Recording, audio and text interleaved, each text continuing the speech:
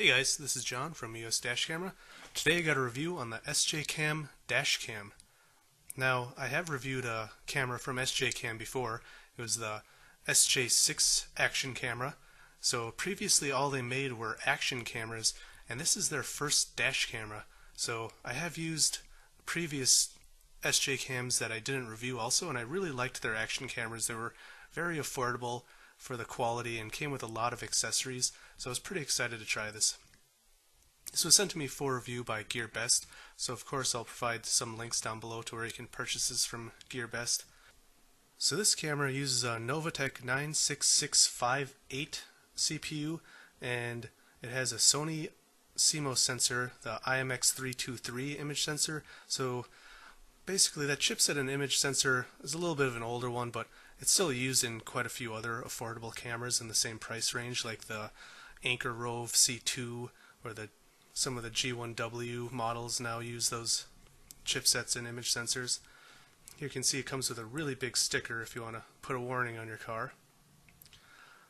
There's the camera. It has pretty good presentation here with a couple different boxes.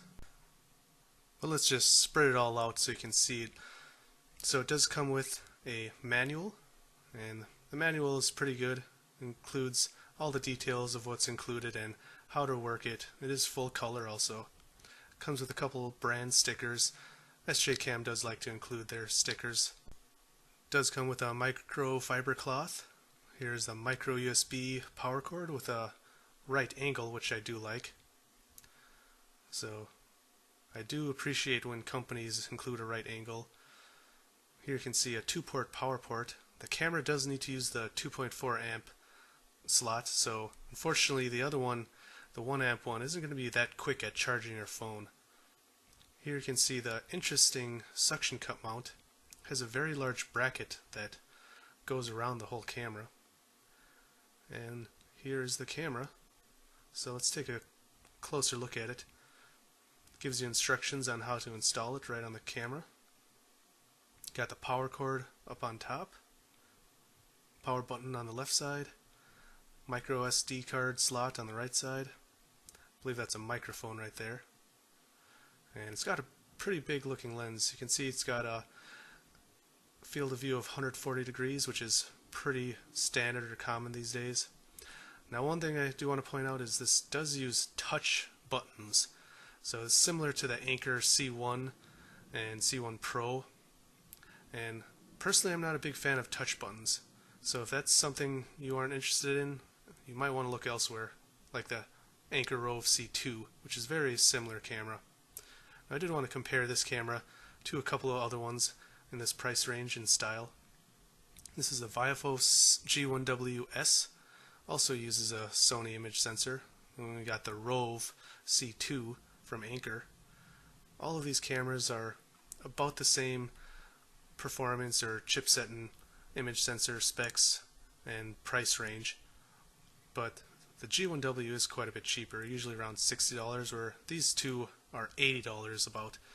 And we got very similar suction cup mounts, but I do like that the Rove has physical buttons. I would prefer that. So overall, I think these are my 3 favorite suction cup style cameras right now for the price of about $80 or less. Now, unfortunately, this one I got from GearBest, right out of the box, did not work. And I thought it was just dead on arrival. I was fooling around with it and just couldn't get it to work. I thought maybe the power cord wasn't working. So, tried it on the Anker Rove. And sure enough, the power cord isn't the problem. So I did have to search online. I thought it was completely dead, but according to an SJCAM representative on the Dashcam Talk forums, they said if you update the firmware, it will actually turn on. So that's what I had to do. I downloaded the firmware from SJCAM, their official website, and was able to get it powered up. So one of the good features of this camera is it does have Wi-Fi, and I'm happy to say that I did not have any issues with this smartphone app. I seem to have issues with a lot of apps, and sometimes they don't work if your cellular's on. sometimes they just don't want to connect or they disconnect over and over. Even the Anchors did that at first. Now, at least Anchor did eventually get theirs working with some updates, but I'm glad to see that SJCAM, as the first time I tried it, it worked perfectly. So here you can see it's got all the different settings here. Now, one thing I did notice is in the actual camera, which I'll show later, there was a setting for motion detection. So I found it a little funny that the app has pretty much all the settings except the motion detection. So if you want to change that setting, you got to do it on the actual camera. So as you can see here, though, it's got all the pretty standard features. You can set how long the clips are. You can set how long the screen stays on for. Of course, you can view your files on the app, but one thing I don't really like is you do actually have to download the clip before you can watch it. It seemed a little slow here too, loading the files, but give it about 30 seconds and it should go. So there you can see it says please download and play. So to download it, you would select the top right checkbox, and then you can select which files you want to download, and on the bottom right you would download it. So I think that's a little disappointing, but at the same time, at least everything works as it's intended. So we gotta hand it to SJCAM for making a good app at least. So again, since this does have a screen, you can do pretty much everything on the screen with the actual camera without a smartphone. You can mute it with the button on the bottom left. Now these buttons don't seem very great. Like, it almost seems like there's a delay, or it's not reading my thumb presses. You can lock a file with that third button. And then we do have the settings on the bottom right. So here you can see again pretty much all the same functions as the app, except here you can see the motion detection, which was not in the Wi-Fi app. So I found that a little strange. Of course, we got date, time, language. Can change the Wi-Fi settings or the SSID and password. So pretty simple, but easy to use, other than the fact that the buttons are sometimes hard to press. And with that emergency record button being a touch button, like I said, I'm not a fan of these touch buttons. You really have to look to see where you're pressing. Where physical buttons, you can just reach up and feel them. Now, looking at the video footage, I gotta say, it's pretty standard. It's nothing special. It's not gonna blow you away, but like I said, it is a budget dash camera at about $80. So considering the Novatech CPU and the Sony image sensor that it's using, it's about what I was expecting. There's definitely cameras out there with better quality and in the same price range, like the A119 or the A119S, and those are still probably the most popular budget dash cameras because they're so good for the price.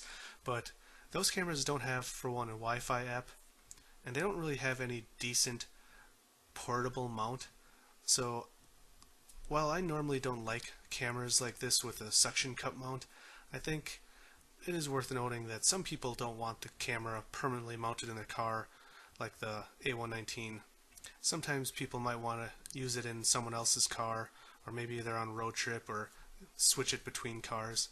Now the A119 does come with two mounts typically, so you can go between two cars, but the suction cup mount does give you a little bit more flexibility.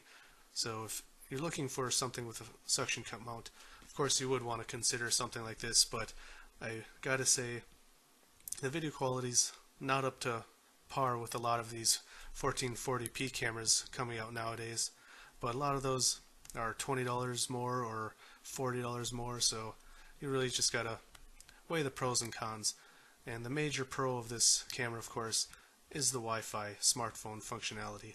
So the Anker Rove C2, I really like that camera, but it doesn't have Wi-Fi, which seems a little silly because the Anker C1 has Wi-Fi, and it's not like they're that much different of cameras, so I don't see why they left the Wi-Fi out of the C2 model. But one thing the Anker C2 does have that this camera doesn't have is really good audio alerts. So if your memory card's not in it, there is a voice alert that will tell you that you're missing the memory card. So there's several different alerts like when it's recording, when it's turning off, where if with this SJCAM, if you put it behind your mirror out of sight and you forgot to put the memory card back in, it's gonna give you a display on the screen to put the memory card in, but it doesn't beep or anything. So that is something to be aware of, because ideally you do want the camera out of sight. You don't want it right in your field of view. In some states it might be illegal too, unless it's behind your rear view mirror. And I know several times people that have forgot to put the memory card back in after they took some clip off of it at home. Or maybe the memory card needs to be formatted for whatever reason. So I really appreciate those audio alerts. But again, the C2 doesn't have Wi-Fi, so if you are looking for smartphone capabilities, then the SJCAM is the one to go for. And of course there's the G1WS from Viafo, which is about the same video quality as these other two cameras, but it's much cheaper, usually around $60, sometimes even $50, but it doesn't have Wi-Fi, it doesn't have any sort of voice alerts, so it is a much more simpler camera for a more affordable price. Now, one thing I was a little disappointed with the SJCAM though is it only came with a suction cup mount, where the G1WS from Viafo came with a suction cup mount, an adhesive mount, and a handlebar mount. The Anchor Rove also came with a suction cup mount and an adhesive mount. So, considering how SJCAM usually includes a ton of accessories with their action cameras, I was a little disappointed that the dashcam from them was just pretty light on the accessories. Now, I did want to point out the night footage quality, because it was about what I would have expected from this chipset or image sensor, but I did feel slightly like the Anchor was better. The Anchor camera does seem like it's got more realistic lighting, and it's not as harsh lights when you're looking at headlights of other cars. It just seems to have a much easier to look at image. But when you pause the video and try to read signs or license plates, for one, you can pretty much never read license plates if you're driving at a decent speed at night, because there's just too much information going on and it just gets too pixelated.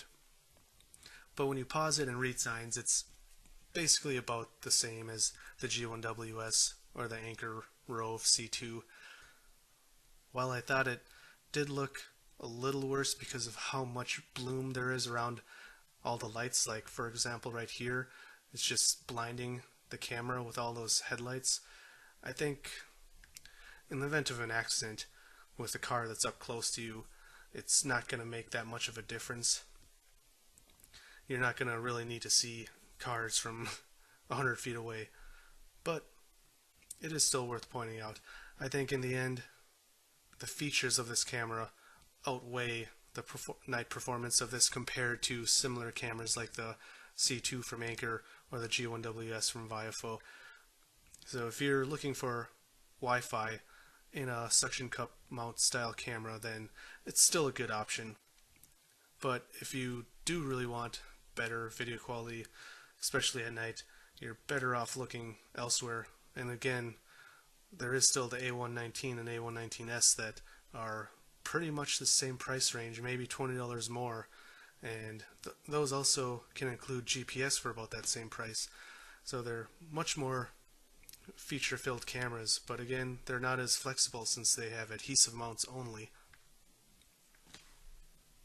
So in the end, I was slightly disappointed with this camera, but at the same time, it's because there's so many more high-end cameras coming out these days that, you know, a lot of these cameras coming out with the IMX323 or the older Novatech chipsets, they're just starting to feel a little old, and there definitely is a market for cameras like this. It's just if you want something for $80 or less, then of course, you know, there's not a whole lot you can get these days, that unless you're spending more than $80 or more than $100 at minimum for the A119.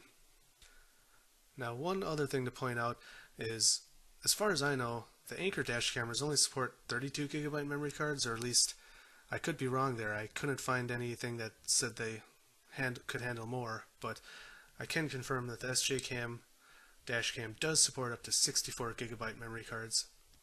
In the future, it'd be nice if SJCAM included an extra adhesive mount and maybe even a memory card, because if you look at Amazon right now, the Anker Rove C1 Pro is only $100. That comes with 2 adhesive mounts, has built-in GPS, Wi-Fi, and it has a 32GB memory card. So now some people still like the A119 better, but I think for what's all included in the Anker Rove C1 Pro, if you can get it for $100, then that's a killer deal. But again, the C1 Pro is like the A119, where it doesn't have any sort of suction cup mount, so you're far less flexible with it. So in the end, there's so many pros and cons of all these different $60 to $100 dash cameras. It's really hard to say which one's best. I think everyone just needs to look at what features they want in a dash camera and really do their research. So I hope this video helps anyone that is looking at this camera.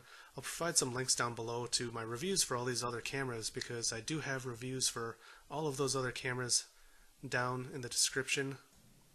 And of course I'll provide links down below in the description for where you can purchase this dash camera. So that's my review of the SJCAM dash camera. Hope you enjoyed it. If you like this video or my other videos, I'd really appreciate it if you hit like and subscribe. And of course, drive safe. Thanks for watching, and I'll see you next time.